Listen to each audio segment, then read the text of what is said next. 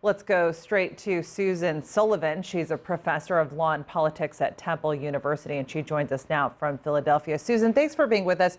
So critics of these laws want to say that it's their constitutional right to have an abortion. For our international audience, could you start by breaking down the constitutional debate surrounding the abortion ban? Sure. I think it's difficult because we keep hearing about Roe versus Wade. And that is a decision that the United States Supreme Court announced, in which they said the right to have an abortion is a fundamental constitutional right. Fundamental. That means if you want to tinker with it, if you want to weaken it in some way, you're going to have a very good reason, because when you have a constitutional right that is fundamental, it is very highly protected. I think a good analogy is the First Amendment.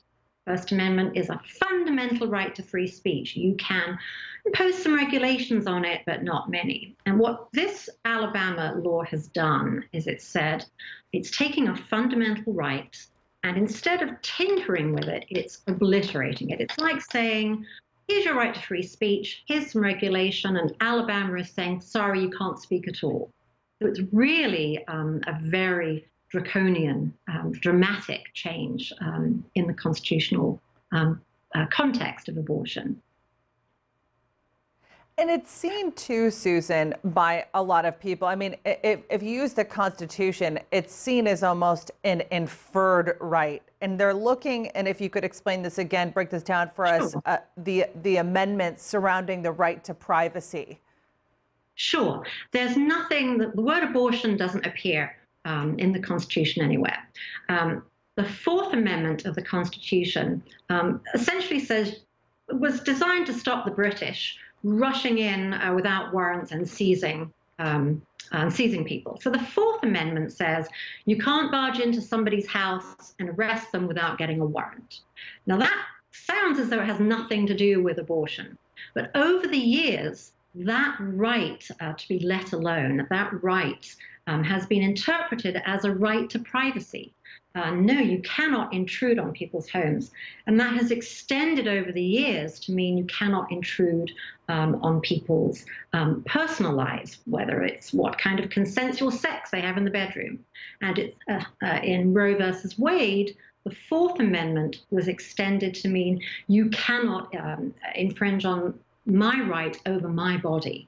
So that's how it is an inferred right. It isn't as specific as, say, the First Amendment's right to free speech, but it has been extrapolated as that Fourth Amendment has developed over hundreds of years. So, Susan, we have seen a lot of protests throughout the United States arguing for the right to have an abortion. How can we expect these laws to be legally challenged, and how likely is it that the Supreme Court is going to uphold these laws? Well, I mean, that's a $64 million question.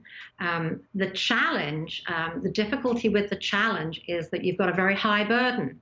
As I said, this is a very, there are different strengths of constitutional rights. Some are not as important as others. The right to choose has been seen as one of the most fundamental. So it is one that one would expect to be highly protected. But what we're seeing now with this wave of anti-abortion legislation, that has been fueled in large measure by the appointment of Brett Kavanaugh. Because finally, there are 5 solid conservative votes on the court who are more likely to say, actually, that Fourth Amendment right to privacy doesn't extend this far. That's not the way to read the Fourth Amendment. And so that's how they will weaken the right to have an abortion. Those 5 conservative judges will accept the argument that the Fourth Amendment has gone too far, and therefore Roe versus Wade will no longer apply. And that right will essentially will disappear, or could very well disappear. All right, Susan Sullivan, such a complicated and a controversial subject. Appreciate you breaking that down for us. Thanks so much for that. Sure.